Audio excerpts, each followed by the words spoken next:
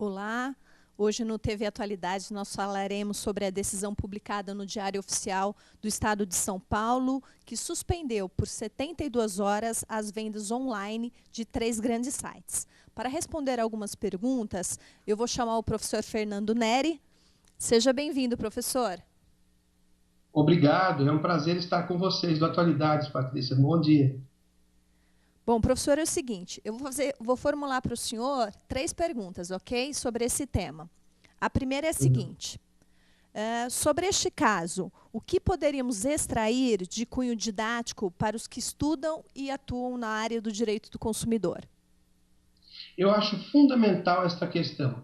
Primeiro, Patrícia, porque o caso nos permite identificar a atuação do Estado na efetivação da sua política nacional de relações de consumo. À medida em que ele protege o consumidor, que não seja afetado em relação ao seu potencial econômico, também protege o consumidor em relação ao exercício da dignidade da pessoa humana. Portanto, existem alguns aspectos muito importantes, e o principal deles é aquele que está fulcrado no artigo 4º do Código de Proteção e Defesa do Consumidor. Portanto, o mais importante é a proteção à pessoa humana, a vulnerabilidade, a hipossuficiência e a pouca capacidade econômica. O Estado protege, portanto, o patrimônio do consumidor. Esse é talvez o mais importante de todos os aspectos didáticos, seja este, Patrícia. Bom, professor, o nosso segundo questionamento é o seguinte: quais os instrumentos disponíveis para garantirem a proteção contratual do consumidor nos casos em que ele compra os produtos e não recebe conforme a oferta?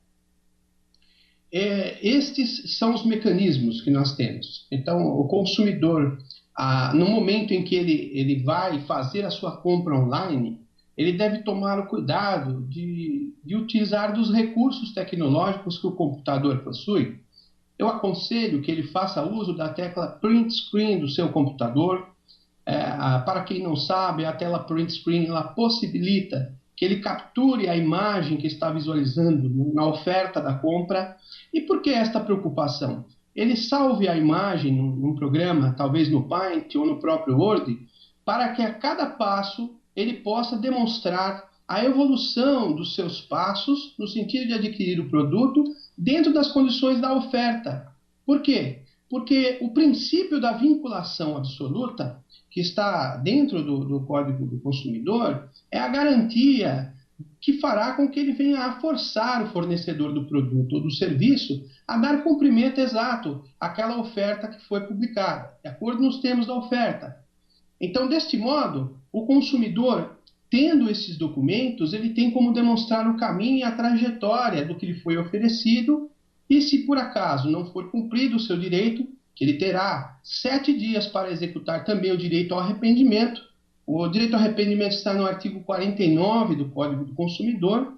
Ele deve fazer, então, uma carta direcionada ao fornecedor do produto para desistir da compra dentro de 7 dias, e não havendo nenhuma espécie de manifestação por parte do vendedor ou daquele que lhe ofereceu o produto ou o serviço, ele poderá fazer uso do judiciário. Também para forçar a entrega do produto nos termos do que combinado, ele poderá pedir uma substituição por outro produto que lhe seja conveniente, que cumpra o objetivo da oferta nos termos do artigo 35, ou ele ainda, em todas essas situações, Patrícia, ele ficará resguardado quanto à indenização por danos morais que lhe sejam causados em razão do transtorno da má venda, dessa venda que não foi realizada, dessa oferta que não foi cumprida. Então, o judiciário ele fica de modo subsidiário também, sempre disponível para atender o consumidor dentro daquilo que é o dano e que não está abrangido pela própria legislação. Também é importante dizer que as reclamações que nós falaremos, nós temos visto aí, feito no consumidor diretamente ao PROCON, também tem alguma importância. Mas é fundamental enfatizar isto, que além da devolução do seu dinheiro, se ele exercer nestes moldes, dentro de 7 dias, apresenta o seu direito ao arrependimento porque não está sendo cumprida a oferta. Demonstra os fragmentos desta oferta. Ele vai demonstrar por meio desses recursos. Print screen, que copia da tela, poderá, se for um caso um pouco maior, porque vai ter um custo, fazer uma ata notarial, vai até um cartório, um tabelião, e faz uma ata do que lhe foi ofertado.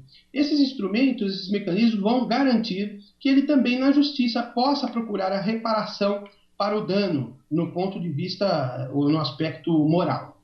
Estas acho que são as informações básicas necessárias para que ele possa restituir aí o seu dinheiro, porque o PROCON em si, ele não vai lhe trazer a satisfação imediata. Pode eu receber o dinheiro, pode não receber.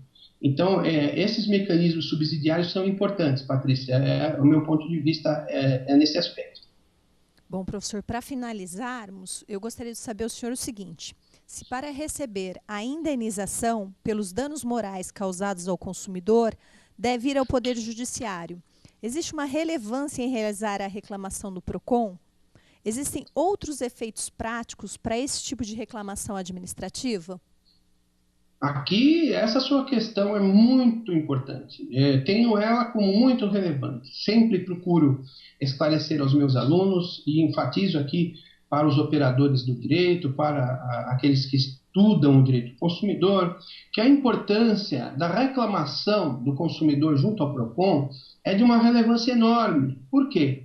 Porque o PROCON é um órgão que está ali justamente para colher os dados a respeito daquilo que é feito por parte dos fornecedores do produto ou do serviço, e essas práticas reiteradas, elas, por força da Secretaria de Direito Econômico, que recebe competência do Ministério da Justiça, elas têm a oportunidade de elencarem, quando repetidas vezes a prática sendo abusiva, identificada, uma vez feita a queixa, ela, por ser reiteradas vezes praticada, essa prática abusiva contra o consumidor, ela pode se tornar, pelo Ministério da Justiça, através da Secretaria de Direito Econômico, em portaria. E esta portaria, ela vai trazer, portanto, a inclusão de uma cláusula abusiva daquelas que estão descritas no artigo 51 do Código de Defesa do Consumidor.